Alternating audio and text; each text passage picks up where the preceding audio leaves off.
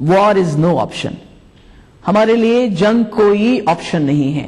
ہمارے لیے آپشن ہے پیس, ہمارے لیے آپشن ہے ٹاکس, اور ان ٹاکس میں اور اس پیس میں جموں کشمیر کا سب سے اہم رول ہوگا. اس لیے نہیں کہ ایشو ہے, بلکہ اس لیے کہ یہ ایک برج بن سکتا ہے اگر ہم چاہیں. اگر ہم چاہیں جموں کشمیر کو ہم دوستی کے لیے استعمال, آج تک تو دشمنی کے لیے استعمال کیا. 1947 سے لے کے آج تک ہم نے دشمنی کے لیے اس کو استعمال کیا. اگر ہم, جیسے واجپئی جی نے شروع کیا تھا, اس کے بعد ڈاکٹر منموہن سنگھ جی نے بھی کافی دیر تک چلایا, جب تک وہاں پاکستان میں بعد میں حالات خراب ہو گئے. اگر ہم اس پالیسی کو جو ایک شروع کی تھی واجپئی جی کے وقت سے, اس کو آگے چلائیں, بارڈرز کو ایریلیونٹ کریں, بینکنگ فیسلٹی کریں, کمیونیکیشن رکھیں, آواجاوی ہو, دونوں طرف کے جو ہمارے ریسورسز ہیں ان کو جوائنٹلی استعمال کریں, جوائنٹ میکینزم کے بارے میں سوچیں, اور ایک دوسرے کے اوپر شک کرنا بند کر دیں. اگر ہم جموں کشمیر کو واقعی چاہیں تو ہم جموں کشمیر کو واقعی میں ایک پل بنا کے دونوں ملکوں کو نزدیک لا سکتے ہیں بجائے جنگ کے. یہ میرا عقیدہ ہے, یہ میری سمجھ ہے, اور اس کے بغیر کوئی چارہ نہیں. اگر آپ کو اس سینٹرل ایشیا, ساؤتھ ایشیا میں اگر امن چاہیے, ابھی دیکھیے افغانستان میں اب امریکن فورسز نکل رہے ہیں, سارے نکل رہے ہیں. اس کا مطلب ہے ہمیں اور ایک دوسرے کی ضرورت ہے. ہم نے دیکھنا ہے کہ وہاں سے جو باہر آ جائے وہ ہمارے پاس نہ آ جائے, کچھ ایسا اس کا امپیکٹ ہم پہ برا نہ پڑے. اس کے لیے یہ ضروری ہے کہ ہم اپنے گھر کو ٹھیک کریں, ہم جموں کشمیر کے لوگوں کو اپنائیں, اس کے ساتھ پاکستان کی پازیٹیو انوالومنٹ کریں. تو ایسے میں مجھے لگتا ہے کہ جنگ از نو آپشن. ہم جنگ کے خلاف ہیں. ہم سے بات کرنے کے لیے بہت بہت شکریہ. آپ کو بھی بہت بہت شکریہ.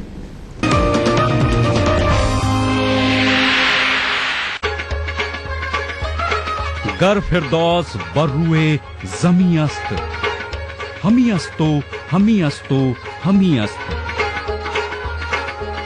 جموں کشمیر کے ہر واقعے اور ہر پہلو پر ای ٹی وی کی نظر. دیکھیے E T V Urdu Kashmir روزانہ شام 7 بجے اور صبح 7:30 بجے صرف ای ٹی وی اردو پر.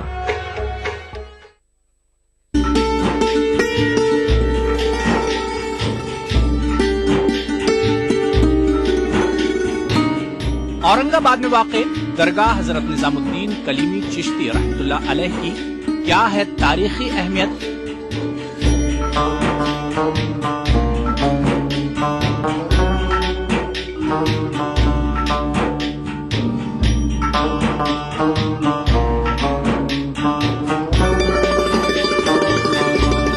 دیکھیے پروگرام بارگاہ عقیدت میں بدھ کی رات 8:30 بجے اور جمعہ دوپہر 2:30 بجے صرف ای ٹی وی اردو پر.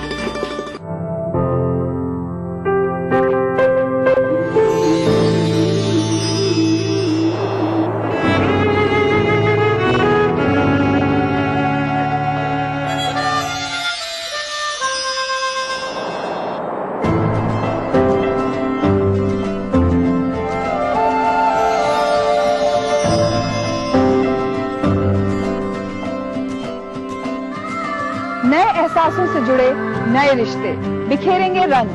زندگی لائیو سیزن 5 اتوار دوپہر 12 بجے اور سنیچر دوپہر 12:30 بجے.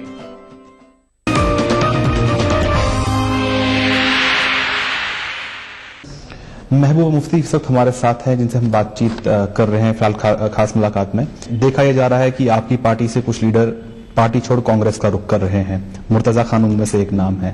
تو کیا آپ مانتی ہیں کہ الیکشن سے پہلے آپ کی پارٹی کمزور ہو رہی ہے؟ نہیں, دیکھیے یہ تو آپ کو معلوم ہے کہ جو الیکشن سے پہلے مینڈیٹ نہ بنایا, کسی کو ایم ایل سی نہیں بنایا, کسی کو کوئی اور پوزیشن نہ دی, تو یہ جو ہے اس وقت جو ہے کبوتر بازی ہوتی رہتی ہے.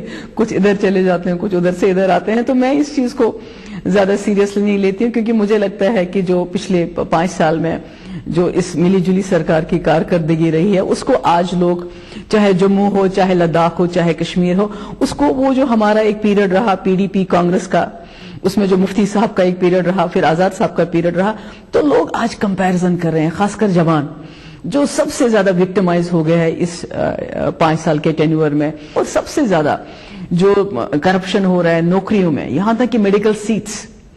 مطلب کہ یہ مجھے بتائیے, جس اسٹیٹ میں ایک آفیسر جس کو ایکسٹینشن پہ ایکسٹینشن دے رہے ہیں آپ, वो बच्चों की मेडिकल सीट्स के पेपर्स 50 लाख 60 लाख 70 लाख में बेचता हो, तो ऐसे स्टेट में कितना गुस्सा होगा जवान का। आज भी जब हम बात करते हैं पीडीपी कांग्रेस कोलेशन की, चाहे मुफ्ती साहब थे तो आजाद साहब थे, तो बड़ी बड़ी बातें आ जाती हैं सामने। यूनिवर्सिटी कैंपसेस, हमने अवकाफ में से 2 यूनिवर्सिटीज कश्मीर में, जम्मू में, आपका रेलवे का असली काम तब शुरू हो गया। इतने सारे फ्लाईओवर्स, इतने bridges, colleges, schools, Muzaffarabad road, mobile, Mughal road, Srinagar के हवाले से बहुत सारी चीजें, मंडियां। मगर पिछले 5 साल की अगर आप कारकर्दगी देखें तो इट्स वेरी अनफॉर्चुनेट। 2009 शुपियन में जो हालात हो गए, 2010 120 नौजवान मारे गए, उसके बाद जो नौजवान मारे गए, जिन्होंने उनको मारा, किसी के खिलाफ एक्शन नहीं, पर जो लोग उस वक्त सड़कों पे आए उनके खिलाफ एफआईआर दर्ज। 2011 में हाजी यूसुफ का चीफ मिनिस्टर के घर में इतने मिस्टीरियस सर्कमस्टेंसेस में क्या हुआ, पैसे की बात हुई, क्या हुई। उसके बाद 2013 में अफजल गुर की फांसी, उसके बाद जुबैन मेहता आ गए, फिर शुपियन में मरे, और अब सबसे बड़ा कांड जो मुश्ताक पीर, जिसको इस सरकार ने बार बार एक्सटेंशन दिया, जो रिटायर्ड ऑफिसर हैं जिसमें बहुत सारे लोग करप्ट हैं, उनको दोबारा री एम्प्लॉय किया गया और 1.5-2 लाख की तनख्वाहें दी गई। तो ऐसे माहौल में जब इस सरकार की कारकर्दगी लोगों के सामने चली जाती है तो मुझे लगता है कि लोग एक ऑल्टरनेटिव ढूंढ रहे हैं। मैडम, आप इस बार खड़ी हो रही हैं अनंतनाग कॉन्स्टिट्यूंसी से, वहीं से खड़े हो रहे हैं इस वक्त मौजूदा नेशनल कॉन्फ्रेंस के एमपी महबूब बेग। कितना बड़ा चैलेंज मानती हैं आप उन्हें? देखिए, हम चैलेंज यूजुअली लोगों की जो एक्सपेक्टेशन है वो मेरे लिए बहुत बड़ा चैलेंज है। आज तो लोकपाल यहां अब आ गया दिल्ली में, तो हमने 2003 में अकाउंटेबिलिटी कमीशन वहां बनाया था, जिसमें हमने चीफ मिनिस्टर को रखा था उसके अंदर। हमने 2004 में राइट टू इंफॉर्मेशन लाया था, क्योंकि हम करप्शन बहुत सीरियसली लड़ना चाहते थे। से सरकार बनी है, करप्शन इस हद तक बढ़ गई है कि आपका अकाउंटेबिलिटी कमीशन ऑलमोस्ट डिफंक्ट है, क्योंकि जिस अकाउंटेबिलिटी कमीशन ने चीफ मिनिस्टर को एक नोटिस भेजा कि आपने इतने सारे एडवाइजर्स की फौज बनाई है, आपने चेयरमैन बनाए हैं बोर्ड्स को, उनको आपने मिनिस्ट्रियल स्टेटस दिया है, ये क्यों किया है आपने? तो चीफ मिनिस्टर ने अकाउंटेबिलिटी कमीशन को जवाब देने के बजाय वो खुद कोर्ट में चले गए अपने अकाउंटेबिलिटी कमीशन के खिलाफ। इन्होंने हर सिस्टम को डीरेल किया है, जिसको पटरी पे लाना बहुत बड़ा चैलेंज होगा आने वाले वक्त में। अगर हम इलेक्शन मैनिफेस्टो की बात करें जो 2014 इलेक्शंस के लिए है, मैनिफेस्टो में क्या कुछ देखने को मिल सकता है पीडीपी के? पीडीपी का जो मैनिफेस्टो, एक तो हमारा एजेंडा है, उस एजेंडे में जितने भी हमने जो राउंड टेबल कॉन्फ्रेंस हुई थी प्राइम मिनिस्टर के साथ, पीडीपी ने कुछ मुद्दे उठाए थे। रास्ते खोलने के मुद्दा हमारा एक था, दूसरा था पावर प्रोजेक्ट्स का, पावर को लेके इसका, तीसरा था विड्रॉल ऑफ ट्रूप्स और रेवोकेशन ऑफ एस्फा का, चौथा था कि अगर हम बॉर्डर्स को चेंज किए बगैर दोनों स्टेट्स को, जो वहां पाकिस्तान के पास कश्मीर है और ये जो कश्मीर है, इनको कैसे दोनों के रिसोर्सेज इकट्ठे, एक ज्वाइंट मैकेनिज्म जिसको हम ज्वाइंट एडवाइजरी काउंसिल है, सेंट्रल स्टेट रिलेशंस के बारे में, उन सब की रिपोर्ट पॉजिटिव आ गई है। जो पीडीपी का जो एजेंडा है सेल्फ रूल का, ये सारा एंडोर्स किया है वर्किंग ग्रुप्स ने। एक तो हमारा ये रहेगा कि इसको जो भी सरकार दिल्ली में आती है वो इसको इंप्लीमेंट करे, इस पे अमल करे, और बेशक वो जो सेपरेटिस्ट हमारे जो ग्रुप्स हैं जम्मू कश्मीर में उनको भी इन्वॉल्व करे। उसके अलावा हमारा गवर्नेंस का होगा, गवर्नेंस में ट्रांसपेरेंसी, अकाउंटेबिलिटी और एम्प्लॉयमेंट जनरेशन, और एम्प्लॉयमेंट में ट्रांसपेरेंसी, मेरिट। हमारा जो टूरिज्म को, हॉर्टिकल्चर, जो हमारा पावर सेक्टर, ये 3-4 सेक्टर हमारे फोकस होंगे। उसी से आपकी जॉब जनरेशन भी होगी और उसी से आपकी इकोनॉमिक जो है रिवाइवल भी होगा, और आप जम्मू कश्मीर को आगे ले भी जा सकते हैं। मुफ्ती साहब अभी भी एक्टिव हैं पॉलिटिक्स में, तो आने वाले इलेक्शंस में क्या हम देख सकते हैं कि उनको कोई अच्छा बड़ा रोल मिल सकता है, चाहे स्टेट असेंबली के लिए हो या नेशनल लेवल के लिए हो? देखिए, जो जम्मू कश्मीर की जो सिचुएशन, जिससे हमने शायद जो जितना इस वक्त जो यहाँ पर आप पार्टी है उसको जितना मीडिया का हाइप मिल रहा है, मीडिया का सपोर्ट मिल रहा है, इसका 100 भी नहीं हमें मिला जब हमने पीडीपी बनाई। और जिस सिचुएशन से हमने जम्मू कश्मीर को निकाला, ये किसी ने नहीं सोचा था। हमारा टनल 5 बजे बंद होता था, क्योंकि बोलते थे मिलिटेंट इसको ब्लास्ट कर देंगे। मोबाइल कहते थे जम्मू कश्मीर के लोगों को नहीं दे सकते क्योंकि इसको मिलिटेंट यूज करके हालात खराब होंगे। ये तब की बात है जब फारूक अब्दुल्ला साहब के पास 60 एमएलए, 4 मेंबर पार्लियामेंट, और वो बीजेपी का हिस्सा थे। तो उसी मुफ्ती मोहम्मद सईद साहब ने चीफ मिनिस्टर बनके मोबाइल की क्या बात हो, टनल खोलने की रात पर खड़ा रहता है, बल्कि मुजफ्फराबाद रोड की बात की और डट के की। मैं समझती हूं कि जम्मू कश्मीर एक बच्चा है, और शायद सबसे प्यारा बच्चा है इस मुल्क के लिए, उसको आपने कभी ना कभी उसका दिल जीतना है। कब तक उसको छोड़ो, कब तक आप इस बात को पीछे करेंगे? तो अगर उसको हल करना है तो मुझे लगता है उसमें मुफ्ती मोहम्मद सईद साहब का रोल बहुत इंपॉर्टेंट रहेगा। वो बहुत मैच्योर हैं, बहुत सुलझे हुए हैं। अरविंद केजरीवाल आजकल हर जगह चर्चा में है, जैसे आपने अभी उनका जिक्र किया। तो अरविंद केजरीवाल की जो पार्टी आम आदमी पार्टी, कहीं ना कहीं देखा जा रहा है कि जम्मू कश्मीर में भी उनको सपोर्ट मिल रहा है।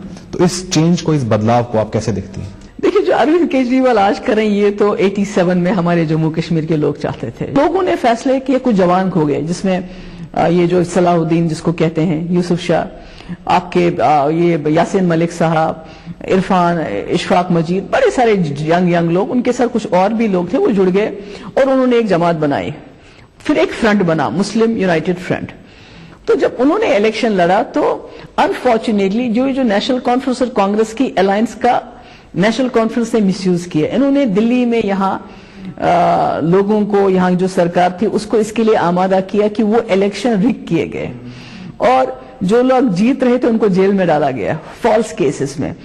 तो ये तो खुशकिस्मती है दिल्ली वालों की और पूरे मुल्क की कि यहाँ पर वो नहीं होता है जो कश्मीर में होता है। तो मुझे लगता है कि जो आम आदमी पार्टी है, it's like a fresh air, इसकी जरूरत है। नेशनल कॉन्फ्रेंस ये मानती है कि नरेंद्र मोदी, जिन्होंने अभी हाल ही में एक रैली की थी जम्मू में दिसंबर 1 को, बड़ा जनसैलाब वहां पर आया था, बहुत से लोग वहां पर आए थे, और मोदी का इफेक्ट हो सकता है, ऐसा नेशनल कॉन्फ्रेंस मानती है, और कांग्रेस अपनी दोनों सीट्स जम्मू और उधमपुर गंवा सकती है बीजेपी के हाथों। आप क्या मानती है, क्या मोदी का इफेक्ट जम्मू कश्मीर पर हो सकता है? नहीं, ये कहना बहुत मुश्किल है, क्योंकि मोदी जी के बारे में एक बात बताना चाहती हूं कि देखिए, ये सही है कि इस वक्त हमारे यहाँ जो है शायद वो ऐसे लीडरों में से हैं कि जहां लोग आते हैं, सुनते हैं, बट समहाउ कहीं ना कहीं मोदी साहब is bigger than the party. तो जब कोई इंडिविजुअल इंस्टीट्यूशन से बड़ा बन जाता है तो फिर वहां खतरा होता है। नरेंद्र मोदी जी ने जम्मू जाके कहा था कि आर्टिकल 370 पर चर्चा होनी चाहिए, डिस्कशन होना चाहिए। आप सहमत है इससे? देखिए, मैं समझती हूं कि जो नरेंद्र मोदी जी ने बात कही कि इस पर डिस्कशन होना चाहिए, पहले तो वो बोलते थे कि इसको एब्रोगेट ही होना चाहिए, बीजेपी कहती थी इसको खत्म ही कर दो, अब वो डिस्कशन पे आए। पर मैं समझती हूं कि ये बातें सिर्फ कहने की हैं। शायद या तो ये लोग इग्नोरेंट हैं, या तो वो जानबूझ के ऐसी बातें करना चाहते हैं जो एक खबर बन जाए, क्योंकि 370 आर्टिकल को नेगोशिएट करना, डिस्कस करना, वो इम्पॉसिबल है। ये एक ब्रिज है जो आपको जम्मू कश्मीर के लोगों के साथ कनेक्ट करता है। अगर आप इस ब्रिज को के बारे में सोचो कि इसको रखें या तोड़ें, तो मुझे लगता है कि वो किसी के हित में नहीं होगा। वो शायद इस बात को कहीं बहुत दूर लेके जाएगा जो नुकसानदेह हो सकता है। सो मुझे लगता है समझने वाले समझ गए, जो ना समझे वो अनाड़ी है। आपसे बातचीत जारी रखेंगे, लेकिन एक छोटे से ब्रेक के बाद।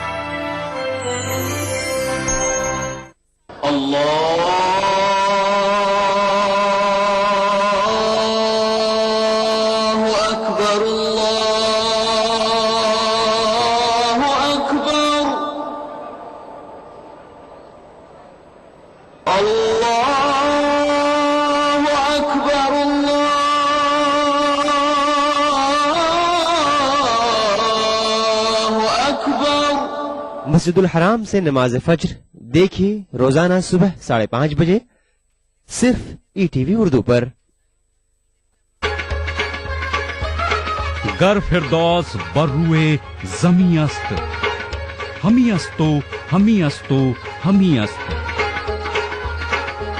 जम्मू कश्मीर के हर वाकये और हर पहलू पर ईटीवी की नजर। देखिए ईटीवी उर्दू कश्मीर रोजाना शाम 7 बजे और सुबह 7:30 बजे सिर्फ ईटीवी उर्दू पर।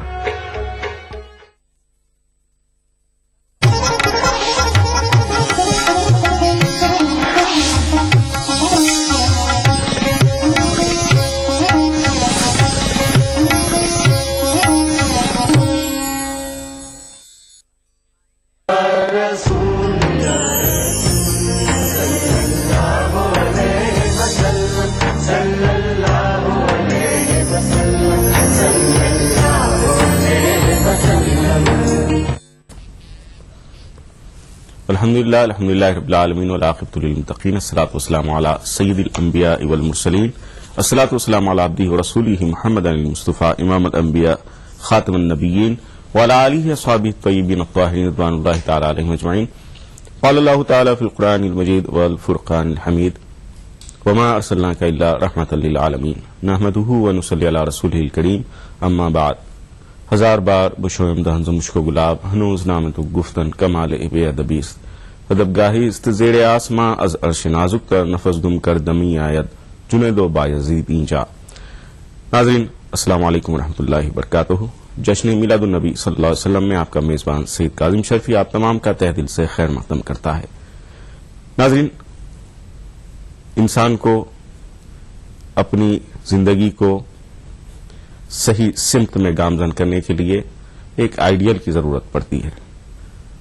اس آئیڈیل کی حیات کو، اس کی زندگی کو اور اس کے جو صفات ہوتے ہیں اس کو سمجھ کر اپنی زندگی کی سمت کو طے کرتا ہے.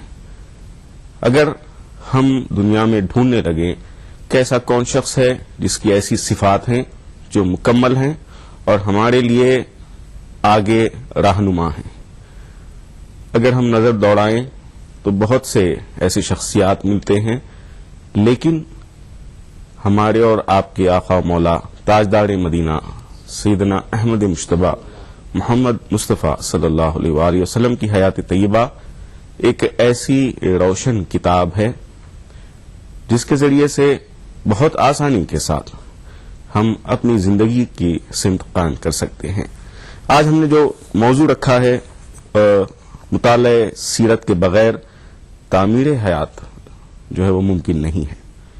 اس سلسلے میں گفتگو کے لیے ہم نے جن عالم دین کو یہاں پر مدعو کیا ہے، ہمارے ساتھ بڑے صغیر میں آج آپ کے بہت سے بیانات، آپ کے کارنامے اور فقہی معلومات کے تئیں آپ نے جو کارہائے نمایاں انجام دیے ہیں لوگوں کو بہت فائدہ پہنچا رہے ہیں. آئیے میں ان کا تعارف کروا دیتا ہوں. ہمارے ساتھ موجود ہیں حضرت علامہ مولانا مفتی سید ضیاء الدین نقشبندی قادری صاحب، شیخ الفقہ جامعہ نظامیہ حیدرآباد اور director Abul Hasanat Islamic research centre www.ziaislamic.com. محترم، پروگرام میں آپ کا خیر مقدم ہے. اس کے علاوہ ناظرین، بہترین نعت پاک کے لیے ہم نے آج پھر سے اسد بھائی کو یہاں پہ مدعو کیا ہے. اسد خان صاحب نعت پاک پروگرام میں پیش کریں گے. اسد بھائی، آپ کا بھی پروگرام میں خیر مقدم ہے.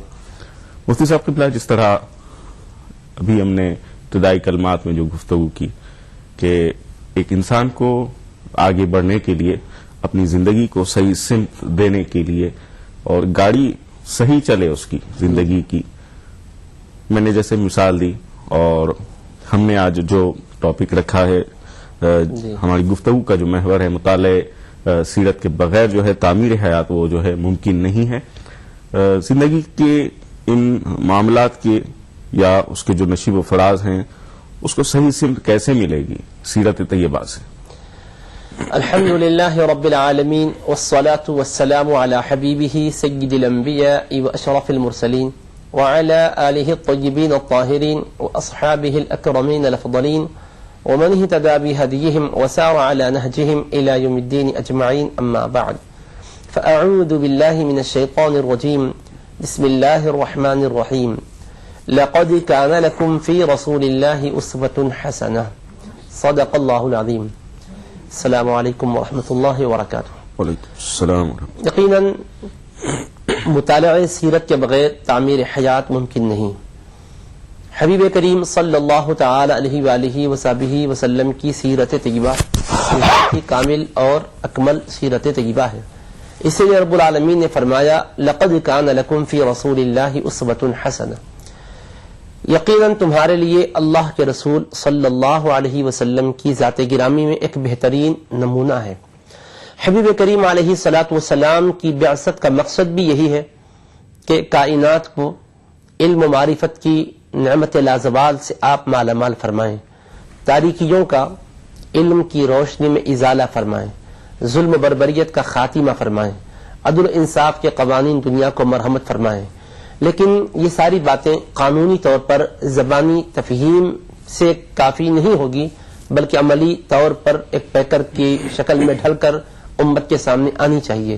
تو رب العالمین نے اپنے حبیب لبیب صلی اللہ علیہ وآلہ وصحبہ وسلم کو ایسی عظیم ترین شخصیت قرار دیا کہ جن کی زندگی پاک کی ہر حرکت، ہر سکون رشد و ہدایت کے لیے منبع اور سرچشمہ ہے. اسی وجہ سے حضور علیہ الصلوۃ والسلام نے اللہ پاک کی وحدانیت کا جب اعلان کیا تھا تو لوگوں نے آپ سے یہ مطالبہ کیا تھا کہ آپ کے دعوے میں اگر آپ سچے ہیں تو کوئی ثبوت دیجئے. تو رب العالمین نے حبیب کریم علیہ الصلوۃ والسلام کی زبان مقدس سے اعلان کروایا فقد لبثت فیکم عمرا من قبلہ افلا تعقلون، کہ یقیناً میں نے اس سے پیشتر تم میں اپنی عمر کا ایک حصہ گزارا ہے، کیا تم عقل سے کام نہیں لیتے؟ یعنی حبیب کریم علیہ الصلوۃ والسلام نے اپنے دعوے کی حقانیت اور صداقت کے لیے قوم کے مطالبے کے بعد جس چیز کو بطور دلیل پیش کیا اللہ کے حکم پر، وہ اپنی پاک سیرت تھی. 40 سالہ زندگی کو ان کے سامنے رکھ دیا، بچپن بھی ہے، لڑکپن بھی ہے، جوانی بھی ہے، جس میں صبح و شام ان کے درمیان آپ کے گزارے ہیں، لیل و نہار آپ نے ان کے درمیان گزارے ہیں. آپ کا تجارت کا کرنا بھی تھا، لین دین کرنا بھی تھا، گفت و شنید بھی تھی، عقود و معاہدات اور معاملات بھی تھے. یہ ساری چیزوں کو پیش کر کے ان سے فرمایا کہ میں جس دعوے کی طرف تمہیں متوجہ کیا ہوں، جو پیغام دیا ہوں، اس پیغام کی حقانیت دیکھنا ہو تو اس کی سچائی کے لیے میری زندگی تمہارے سامنے ہے. اگر کہیں جھول یا نقص ہے تو تم انگلی رکھ کر بتا دو، اگر اس میں نقص نہیں ہے. 40 سالہ میری حیات انتہائی صاف شفاف آئینے کی طرح ہے، بے داغ اور بے دھبا ہے. تو جس نے 40 سال میں کبھی دروغ گوئی سے کام نہ لیا، بدعہدی سے کام نہ لیا، وہ 40 سال کے بعد اپنے دعوے میں بدعہدی یا خیانت یا دغابازی یا کذب، افترا یا کوئی دروغ بیانی سے کام کیسے لے سکتا ہے؟ تو یوں اللہ پاک نے اپنے حبیب کریم علیہ السلام کی بعثت سے پیش تر کی 40 سالہ زندگی کو بھی انتہائی پاک صاف زندگی کے طور پر دلیل کے روپ میں پیش کیا ہے. اس کے بعد بعثت کے بعد کی زندگی بھی بڑی شان اور عظمت والی ہے. انشاءاللہ تعالی اس پر گفتگو کریں گے. بہت خوب. ناظرین، گفتگو کا ہم نے آغاز کیا ہے. یقیناً سیرت طیبہ کا مطالعہ یہی نہیں کہ صرف آپ کو اپنی زندگی کو گزارنے کا طریقہ بتاتا ہے، بلکہ یہ قرب الہی کا ایک بہترین ذریعہ بن جاتا ہے اور اطمینان قلب کا ایک ذریعہ بن جاتا ہے. ہم اس سلسلے کو، اس گفتگو کو جاری رکھیں گے. کالر ہمارے ساتھ آج کی اس نورانی بزم میں جڑ گئے ہیں. دیکھتے ہیں کون ہے. السلام علیکم. وعلیکم السلام ورحمۃ اللہ وبرکاتہ. کون بات کر رہی ہیں؟ میں عائشہ بات کر رہی ہوں. جی بہن، کہاں سے بول رہی ہیں آپ؟ مفتی صاحب کو ناطقہ صاحب کو السلام علیکم. السلام. جی جی، میرا یہ سوال ہے کہ 12 وفات کے دن جی میلاد النبی ہے، تو اس دن ہم کیسے منانا چاہیے؟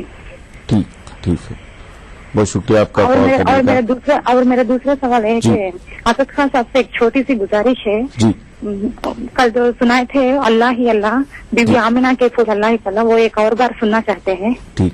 اور مفتی صاحب سے دعا کی گزارش. ٹھیک، بہت شکریہ. ابھی نعت کی فرمائش بھی پوری کی جائے گی. آپ نے نعت پاک کی بھی فرمائش کی ہے. کال کرنے کا بہت بہت شکریہ. ایک اور کالر ہمارے ساتھ جڑ گئے ہیں. ناظرین، دیکھتے ہیں کون ہے. السلام علیکم. وعلیکم السلام. بہن کون بات کر رہی ہیں؟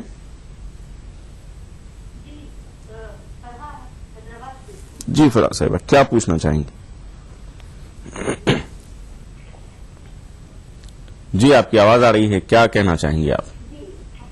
مبارکباد پیش کرنا ہے تمام عالم اسلام کو میلاد النبی آپ کو بھی ربیع بہت الاول بہت کی مبارک. مبارکباد. جی اور دوسرے، حضرت میں ایک ایسے مہم سے جڑی ہوئی ہوں جس میں جانور اور درختوں کی تحفظ کے لیے کام کیا جاتا ہے. جی اور ایک ٹیچر ہونے کے حساب سے جی میں بچوں میں بھی اسی طرف بیداری کی کوشش کرتی ہوں. جی جی اور حضور صلی اللہ علیہ وسلم جو تمام کریچرز کے لیے، تمام کے لیے رحمت اللہ عالمین ہے. جی جی تو میرا تو یہی ماننا تھا، لیکن کچھ لوگوں نے یہ کہا کہ یہ جانور وغیرہ کے لیے تحفظ کے لیے کام کرنا اسلامی نقطہ نظر سے کوئی مناسب نہیں ہے. تو یہ آپ سے جاننا تھا. ٹھیک ہے بہن، بہت بہت حضور شکریہ. صلی اللہ علیہ وسلم نے کہا. ہلو جی بہت شکریہ. ہم آپ کی بات سمجھ گئے ہیں. آپ نے کال کیا، یقیناً حوصلہ افزائی فرمائی. بھی آپ کی جو گفتگو ہوئی ہے بہت اچھے تناظر میں آپ نے حیات طیبہ کے سلسلے میں کس طرح اللہ کے رسول صلی اللہ علیہ وسلم نے حیات طیبہ میں لوگوں کے ساتھ رابطہ رکھا، بڑوں کے ساتھ، بچوں کے ساتھ، خواتین کے ساتھ، یہاں تک کہ جانوروں کے ساتھ کیسا سلوک رہا آپ کا، اس پر بھی گفتگو کریں گے. آپ کا بڑا اچھا سوال ہے. ناظرین آئیے ایک اور کالر ہمارے ساتھ جڑ گئے ہیں، دیکھتے ہیں کون ہے. السلام علیکم. وعلیکم السلام. ہلو جی بھائی کون بات کر رہے ہیں؟ میں نذیر بول رہا ہوں بمبئی سے. جی حضرت نعت سننا ہے مجھے آمنہ کے پھول جی بھائی کر کے، اور ٹھیک میلاد النبی کے بارے میں سبھی کو خبری چاہیے. ٹھیک، بہت شکریہ آپ کو کال کرنے کا. ناظرین آئیے ایک مختصر سے وقفے پر جائیں، جلد حاضر ہوں گے اور نعت پاک کی آپ کی فرمائش پوری کی جائے گی.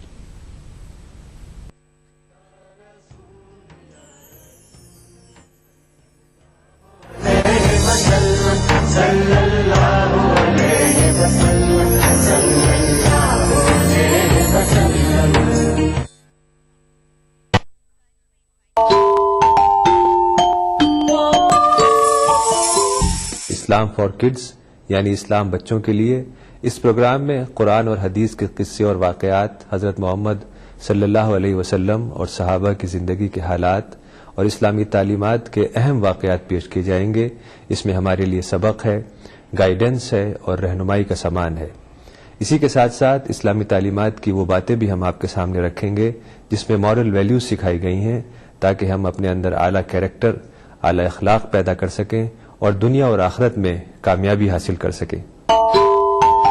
اسلام فار کڈز ہر اتوار صبح 9 بجے صرف ETV اردو پر. ادا کروں نماز مسجد حرام میں ایسا دن آئے، میرے اللہ یہ سعادت میرے حصے میں ایک دن آئے. ربنا آتنا في الدنيا حسنة وفي الآخرة حسنة وقنا عذاب النار. وصلى الله وسلم على عبده ورسوله نبينا محمد وآله وصحبه أجمعين والحمد لله رب العالمين. الحمد لله رب العالمين الرحمن الرحيم مالك يوم الدين إياك نعبد وإياك نستعين اهدنا الصراط المستقيم صراط الذين أنعمت عليهم غير المغضوب عليهم ولا الضالين. ETV اردو پر پہلی بار مسجد حرام مکہ مکرمہ سے خطبہ جمعہ اور نماز جمعہ کے روح پرور مناظر کا راست ٹیلی کاسٹ ہر جمعہ دوپہر 3 بجے صرف ETV Urdu per.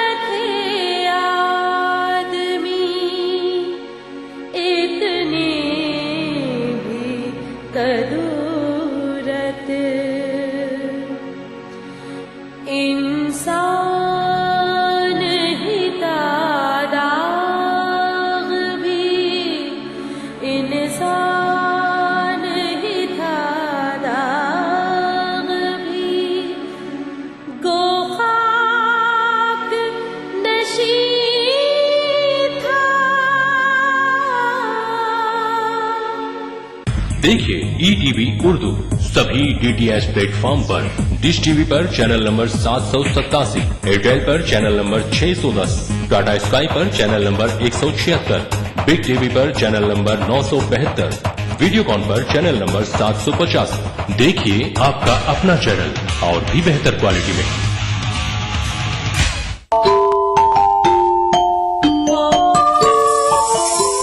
Islam for kids یعنی اسلام بچوں کے لیے، اس پروگرام میں قرآن اور حدیث کے قصے اور واقعات، حضرت محمد صلی اللہ علیہ وسلم اور صحابہ کی زندگی کے حالات اور اسلامی تعلیمات کے اہم واقعات پیش کیے جائیں گے. اس میں ہمارے لیے سبق ہے، گائیڈنس ہے اور رہنمائی کا سامان ہے. اسی کے ساتھ ساتھ اسلامی